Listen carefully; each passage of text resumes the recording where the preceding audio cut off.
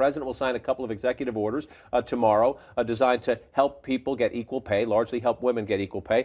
Congress, the Senate wants to vote on this issue.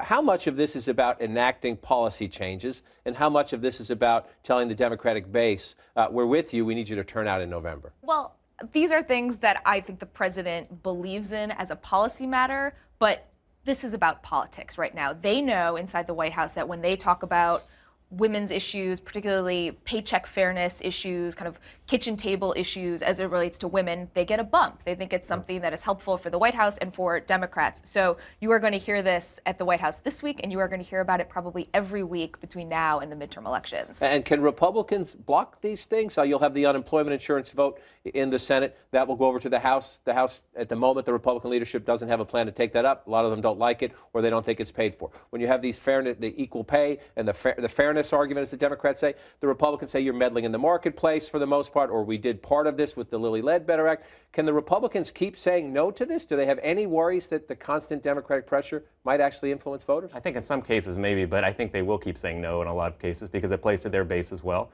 On unemployment insurance, it's something that they've been working on now for months. It doesn't seem likely that's going to get through, frankly. And I think for Democrats, they probably see a win-win. If it gets through, that's obviously part of the president's agenda. If it doesn't, it's a good wedge issue for them maybe going into the fall. And on State of the Union this weekend, the former speaker, now the Democratic leader in the House, Nancy Pelosi, continuing this. We talked about equal pay. We've talked about unemployment insurance. Nancy Pelosi also believes the Democrats can make political hay of the Republican budget. I call it the ideological manifesto of the Republican Party. It is a budget that takes us so into the past.